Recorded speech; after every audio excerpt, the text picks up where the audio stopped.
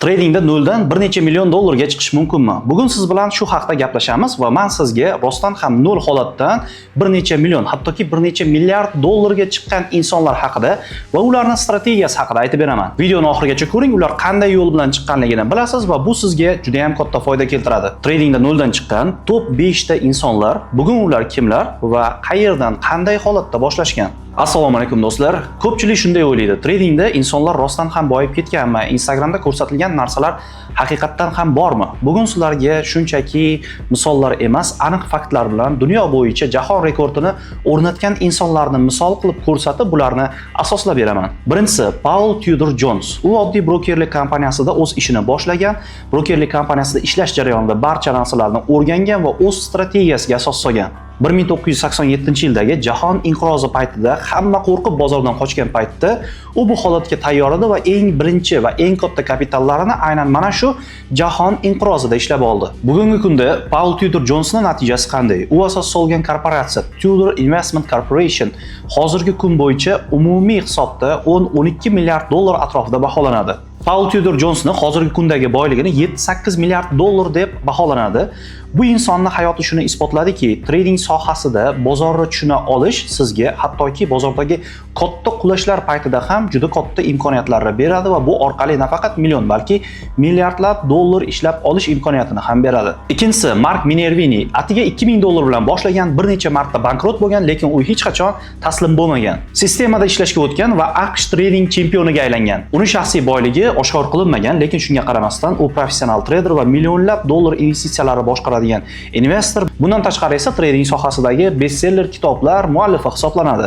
Bugun u trading olamida afsona, katta kapital emas, katta intizom traderni boy qiladi. Uchinchi traderimiz esa yagona ayol traderlardan biri bo'lgan Linda Rakshi hisoblanadi. Linda Rakshi trading sohasida nafaqat erkaklar, balki ayollari ham top darajalarga chiqa olishi va bir necha million dollar topa olishini isbotlagan. Linda 20 yoshida kichik depozit bilan o'z savdolarini boshlagan. Ayol bo'lishiga qaramasdan trading sohasida daromadga chiqish mumkinligini isbotlagan va oxirgi 40 yildan beri karyerasini davom ettirib keladi va trading olamida eng uzoq vaqtdan beri stabil trade qilib kelayotgan traderlardan biri hisoblanadi.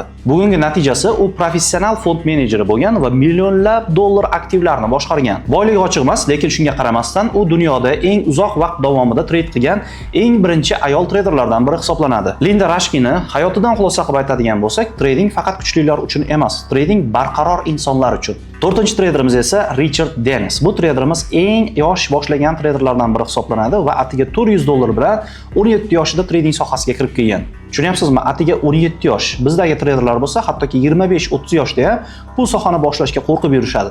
U ishlaydigan strategiya trend strategiyasi. Trend strategiyasini o'rgandi va millionlab dollarlik natijalarga erishdi. Richard Dennisning hozirgi kundagi boyligi 200 million dollardan oshiq deb baholanadi. Richard Dennis nafaqat o'zi natijaga chiqqan, balki boshqa insonlarni ham natijaga chiqarish mumkinligini isbotlagan.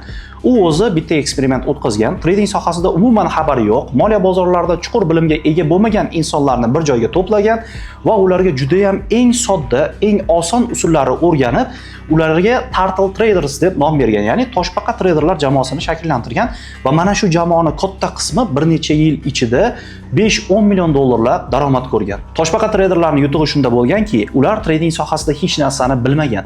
Ularga noldan eng sodda, eng kerakli narsalarni o'rgatgan, ular faqat o'sha narsani bajargan va millionlab dollar ishlab topishgan. 5-chi va eng sirli traderlarimizdan biri George Soros. Aytishlaricha, u urushdan qochqin bo'lib kelgan, hamma narsani oddiylikdan, eng nol bosqichdan boshlagan. Keyin makro fikrlashni o'rgandi, trading sohasiga kirib keldi, fond menejeriga aylandi va fondda 1992-yilda Bank of England, ya'ni Angliya bankiga qarshi juda ham katta pozitsiya ochgan. Bu pozitsiyani kattaligidan va Bank of England, ya'ni Angliya bankiga qilayotgan ta'sirini natijasida to'g'ridan-to'g'ri bankni o'zi, to'g'ridan-to'g'ri trader, ya'ni George Sorosdan aynan o'sha pozitsiyalarni yopishni iltimos qilgan. Agar George Soros bu pozitsiyani yopmaganda, bu Angliya bankiga juda ham katta zarar keltirgan bo'lardi. Tabiiyki bu Angliya iqtisodiyotiga ham sezilarli ta'sir ko'rsatardi. George Sorosning tarixi birgina trader butun boshli bankni bankrot qiladigan darajaga olib borishga qodirligini ko'rsatdi. Demak, bu yerda faqatgina shunchaki katta kapital emas, aynan o'sha katta kapitalni to'g'ri,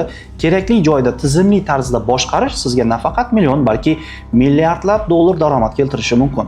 Google ma'lumotlariga ko'ra, George Sorosning hozirgi kundagi boyligi 7-8 milliard dollarni tashkil etadi. George Sorosning tarixi shuni ko'rsatdiki, qayerda boshlaganingiz emas, qanday fikrlashingiz muhim. Mana sizga real faktlar. 17 yoshda 400 dollardan boshlab 200 million dollardan oshiq daromad ko'rgan. Oddiy broker kompaniyada oddiy ishchi bo'lib ishlab 8 milliard dollardan oshiq kapitalga erishdi. Yoki George Soros qochqin bolakay 7 milliard dollar daromad ko'rdi. Bu hech qanaqa ertak emas. Bu aniq faktlarga asoslangan bozor tarixi hisoblanadi.